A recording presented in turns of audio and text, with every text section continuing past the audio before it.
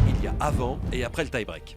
À la fin des années 60, on assiste à une série de matchs interminables, comme ce premier tour incroyable de Wimbledon 1969 entre Pancho González et Charlie Bazarel, qui va en quelque sorte réveiller les consciences. Le premier set dure 46 jeux, le match 5h12, un record pour l'époque.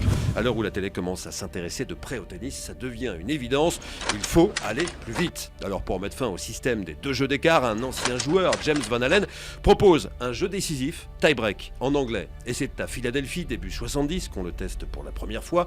Rod Laver remporte le tournoi, mais certains comme Arthur Ashe font savoir qu'ils n'apprécient guère cette nouveauté. On s'en mêlera un peu les pinceaux au début, comme quand Florence Miaille servira 4 fois de suite au lieu de 2 en finale de Roland Garros 77, mais tous les tournois le mettent progressivement en place dans les années 70, sauf Roland Garros, Wimbledon, l'Open d'Australie et certains autres grands tournois dans les manches décisives. Finale de Wimbledon 1980, McEnroe et Borg mettent tout le monde d'accord en disputant un légendaire tie-break de 34 points qui fera dire au monde du tennis: vive l'invention de Van Allen. John McEnroe, justement, aimerait en mettre partout aujourd'hui.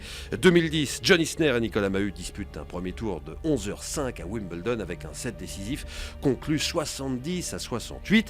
L'Américain trouve ça à peine croyable, mais trop long. Bref, le problème de la fin des années 60 n'est pas encore vraiment résolu. Il le sera peut-être totalement avec ses sets en 4 jeux gagnants. Il est question de le tester plusieurs fois en 2015.